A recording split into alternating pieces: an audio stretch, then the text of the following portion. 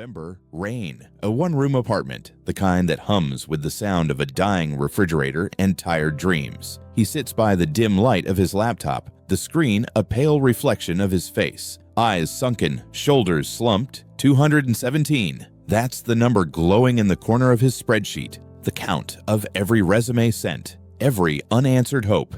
He scrolls through the sent folder. Thank you for your interest. Unfortunately, after careful consideration, the phrases blur together until they mean nothing. Outside, the city moves on. Neon lights flashing through wet windows, the sound of scooters hissing on rain-soaked asphalt. Inside, he's still, frozen. He checks the time, 1:42 a.m. The cursor blinks on a half-written cover letter. Dear hiring manager. He stops typing. The words don't matter anymore. They feel like paper thrown into the wind. Empty, weightless, gone before they land. His chest tightens, not from panic exactly, more like a quiet collapse, the kind you don't hear until everything inside goes silent. He leans back, stares at the ceiling. A single drop of rain slides down the glass, tracing the shape of his reflection.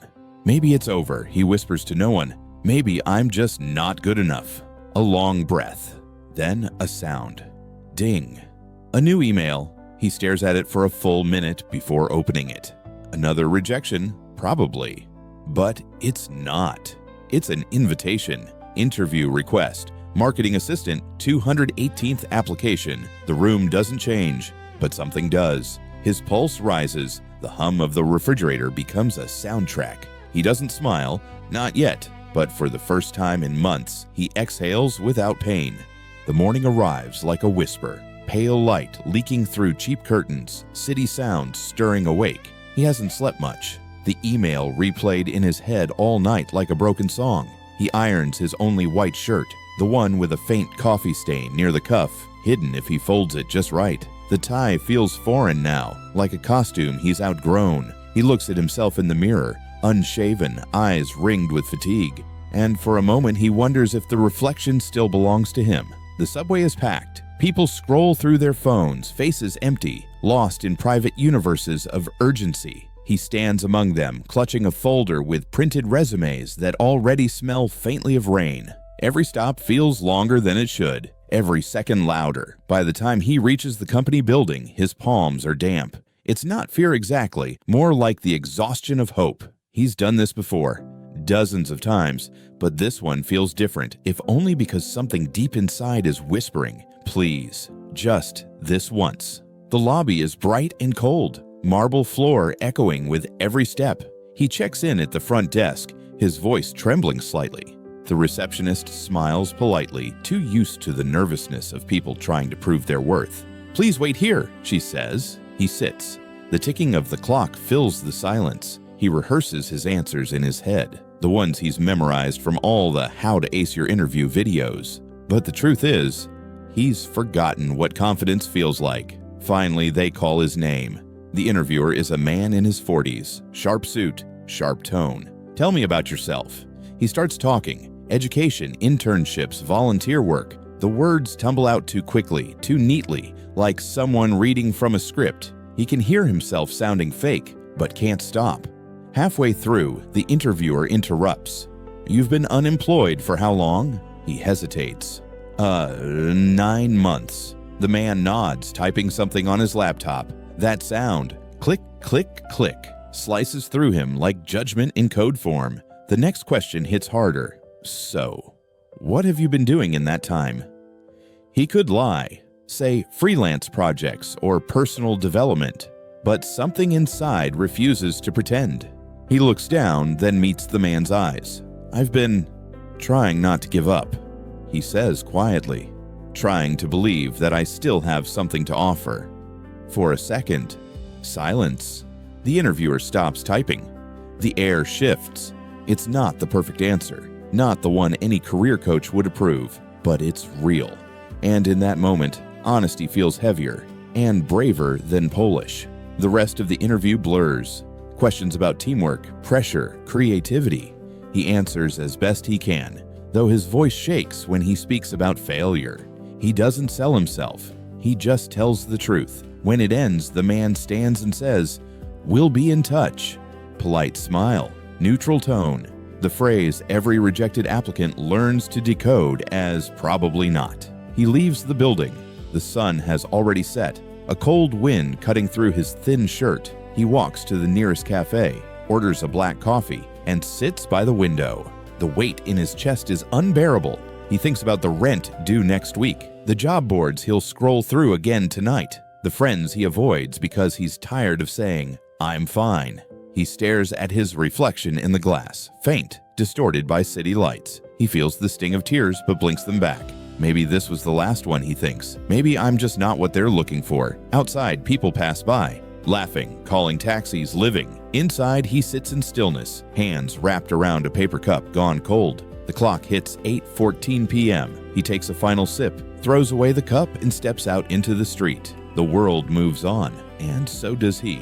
Not out of faith, but out of habit.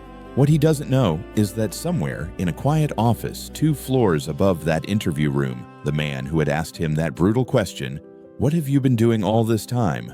is replaying his answer in his head, trying not to give up, trying to believe I still have something to offer, and for reasons he can't explain, that line lingers.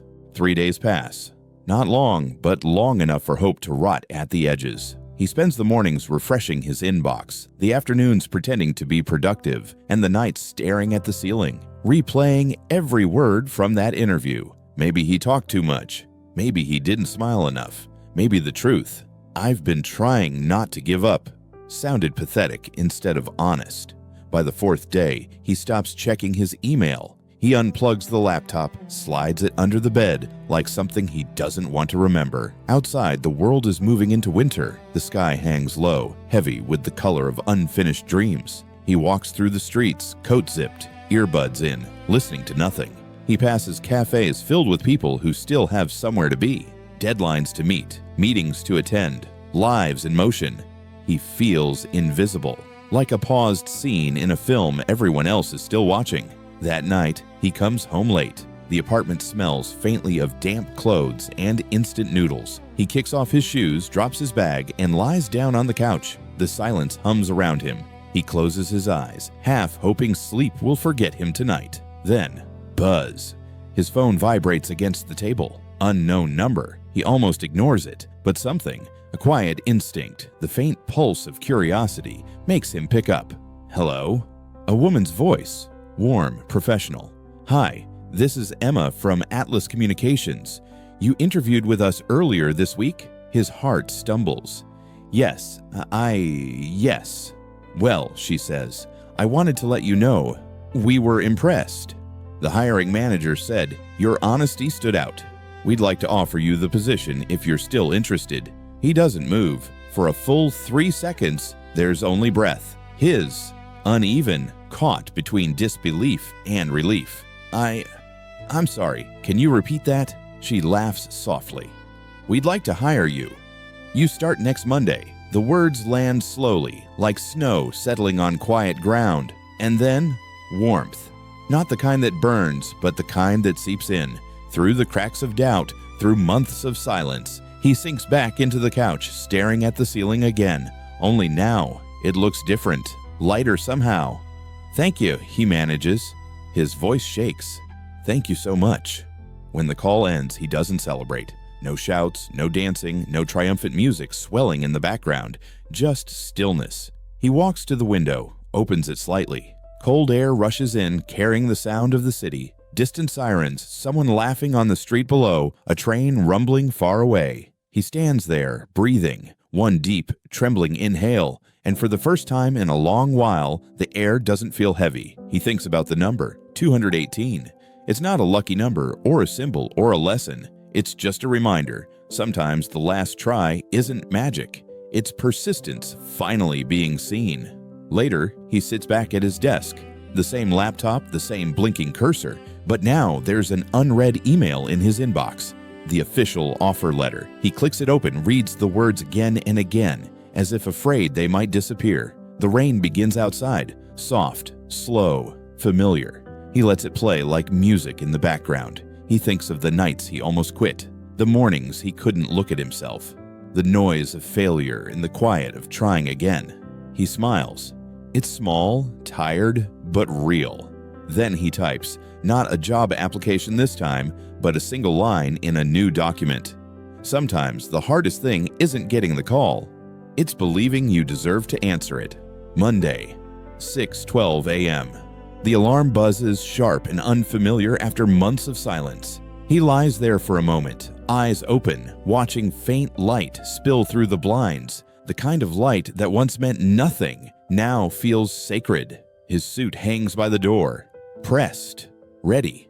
The same one he wore to all those failed interviews, now carrying a different weight. Not hope, not fear, but something quieter. Continuation. He moves slowly, deliberately, the morning ritual of someone remembering what it means to move with purpose. Coffee brews. The smell fills the room. He straightens his tie in the mirror. The reflection meets his gaze. Not confident, not transformed, but alive. Outside, the city hums, buses sighing at stops, footsteps echoing on damp pavement, lives intersecting for a moment and vanishing again. He steps into it. On the train, his reflection rides with him in the window, the ghost of who he was, seated beside the person he's becoming. He remembers the spreadsheets, the rejection emails, the endless nights, and strangely, he doesn't feel bitterness, only gratitude, because it was in the silence. The days no one called, the nights no one cared, that something unseen was forming.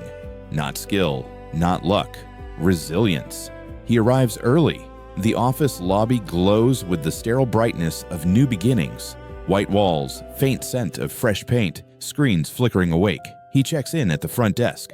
First day? The receptionist asks. He nods. She smiles. Good luck.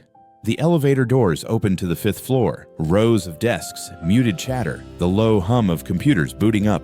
He's shown to his workspace. Small, modest, facing a window. Outside, the city stretches in every direction. Cranes, rooftops, clouds drifting like promises. He sits. His hands hover over the keyboard. A blank document waits on the screen, blinking like a heartbeat. He exhales, then types, Marketing plan, Q1. Not because anyone told him to, but because he's ready to begin. The keystrokes feel different now, steady, grounded. Each click is a note in the quiet symphony of someone returning to themselves. He looks out of the window, coffee in hand. People rush below. Late trains, early meetings, missed alarms. For the first time in a long while, he feels part of that rhythm again. At lunch, he steps outside. The sky has cleared. The air smells of rain that's already passed. He finds a small bench near the corner cafe, the same one where he once sat after that interview, convinced he'd failed again. He takes a sip of coffee, watches the crowd move by. Same city, same sounds, but everything feels new, like the world's been quietly repainted overnight. He realizes something then, not dramatic, not epiphanic, but profoundly simple. He never really started over. He just kept walking until the road changed beneath his feet. And maybe that's what rebirth really is. Not a second chance, but the moment you finally see your first one clearly. He finishes his coffee, tosses the cup, and stands. The day isn't perfect. The job won't be easy. But the heaviness that used to follow him everywhere, that quiet voice saying, "You're not enough," has gone silent. The wind shifts. The sun touches his face. He smiles, a real unguarded smile, and whispers, "Let's get to work."